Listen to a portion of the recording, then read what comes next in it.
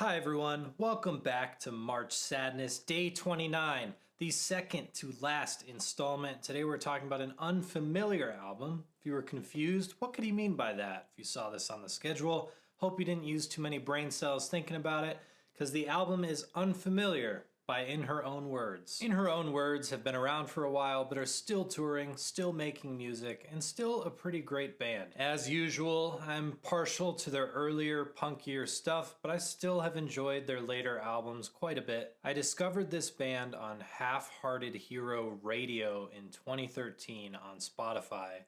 Shout out if you remember or have heard of Half-Hearted Hero. All that In Her Own Words had out at the time was a 7-song album/EP that I absolutely loved. Even 3 albums later, that first collection of songs would end up being their highest octane release, and for that reason there's going to be a not so small subgroup of people who prefer that first album over everything that they've ever done. And yeah, I'm one of those people that prefer their first EP, but Unfamiliar is pretty close in sound to it, except from one exception. Here's some snippets of that first EP just to give you a taste of what it has to offer.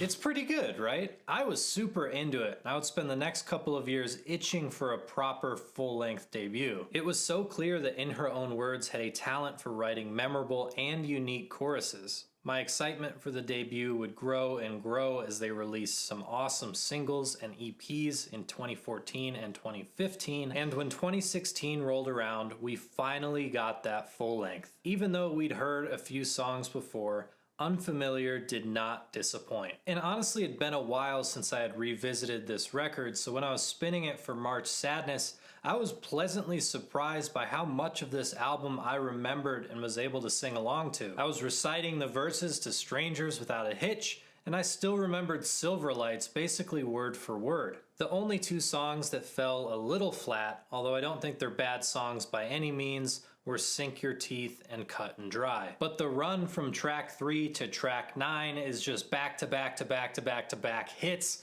with Silver Lights being the obvious standout in my opinion. The intro to this song has a very nice but very simple guitar-piano combo before the lyricist really commits to this breakup song. It's not breaking a ton of new ground, and it doesn't really make you think a lot about the lyrics.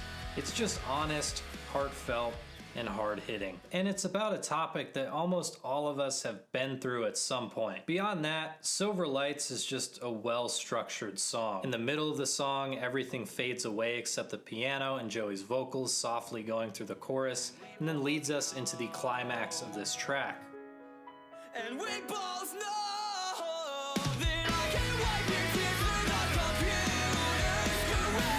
I still view this as the high point on the record. It's gotten huge reactions from the live shows that I've seen them play it at, even if the lyrics are a little bit corny. I guess that just goes to show how effective the presentation is here. On Unfamiliar, Joey's vocals hit a lot of different levels, ranging from soft and lovely to straight up punky. I think he even gives Derek from State Champs a run for his money vocally. And if you've been following along on March Sadness, you know that I'm very laser focused on vocals and lyrics. But Unfamiliar's instrumentation is an equal highlight for me, like in the opening of Reverie or Strangers. But there are plenty of moments where the drummer gets to showboat a bit too, like here on Drag Me Down. Drag Me Down might be my actual favorite song on the record. I just love this chorus.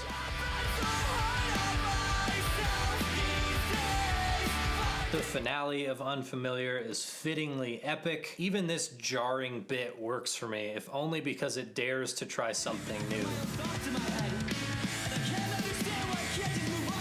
Even if the lyrical journey this album takes us through is it over? It might be over. It's over. Is it over? It's over. The concoction of screamable, highly descriptive words set to a fully committed performance by Joey and equally sweaty instrumentation from the rest of the band was a joy to come back to. If you haven't listened to this album in a while, or if you've never heard it before, be sure to check out Unfamiliar. I think it's worth your time. Holds up after 10 years almost.